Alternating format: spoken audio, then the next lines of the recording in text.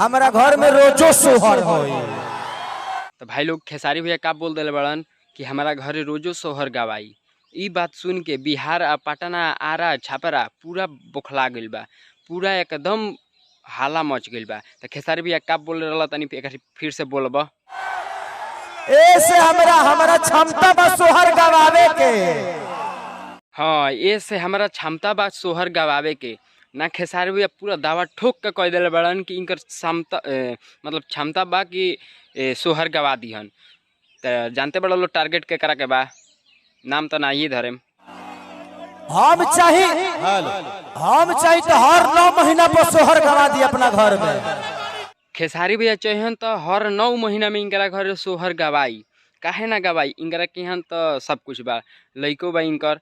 जानते बड़ा लो तो हलो और केहू के तो नहीं खे। जानते बड़ा लो खेसारी भैया के करा के टारगेट लगा के कहत रहन, कहाँ गए रहन स्टेट शो में। तो डायरेक्ट नाम तो नहीं धले, लेकिन कहले बाड़न टारगेट डायरेक्ट उनकरे के बा।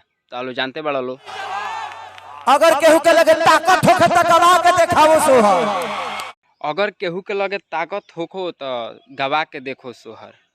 ना खेसारी भैया तू तो ठीके कहता रह, उनकरा लगे ताकते नहीं खे, काहे से कि उनकर हटला ही नहीं खे।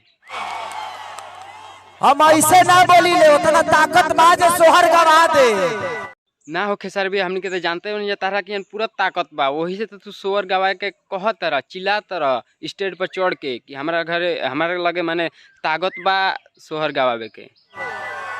लेकिन केहू के लगे ताकत नहीं खे कि सोहर गवा सके। हाँ, उनकरा लगे ताकत नहीं खे सोहर गावे के। खेसारी भैया ताकत नहीं खे, उनकरा के ताकत खत्म हो गइल बा। तू ऐसा बोलिए दे तारा स्टेज पर चढ़ के उनकर सदमा लग गइल बा। सोहर पावर से होला और ताकत से होला, ओकरे खातिर मर्दांगनी चाहिए सोहर गवावे खातिर। एगो घरे सोहर थोड़ी होला। हाँ, केहू ना सोहर थोने गवा जाई, लइका हुई तबे तो सोहर गवाई। हमनी के जानत है खेसारी भैया लइका होला तबे सोहर गवाला, ताकत से लागी अब उहो लागी। हम जानत नहीं कि हम यहाँ कुछ बोलनी कि विवाद भइल। कुछ का बोलबा खेसारी भैया, हम जानत नहीं कि तनी मुनी तू बोलला कि विवाद भइल, तनी मुनी बीच में सल्टर रहला, लेकिन फिर भी विवाद तू चालू कर देला खेसारी भैया। तू फिर भी विवाद चालू कर देला, अब देखा कहिया ले चलेला विवाद। तो बस भाई लोग आज के वीडियो यहीं खत्म करता नहीं। उम्मीद करेंगे अच्छा हो बोलो, हमारे चैनल के साथ बना रहे लो, हमारे चैनल के साथ देखिए लो, रेड करके सब्सक्राइब बटन ओके दबा कॉल कर दिया लो। तो मिला जाएगी नेक्स्ट वीडियो में, तब तक के लिए बाय।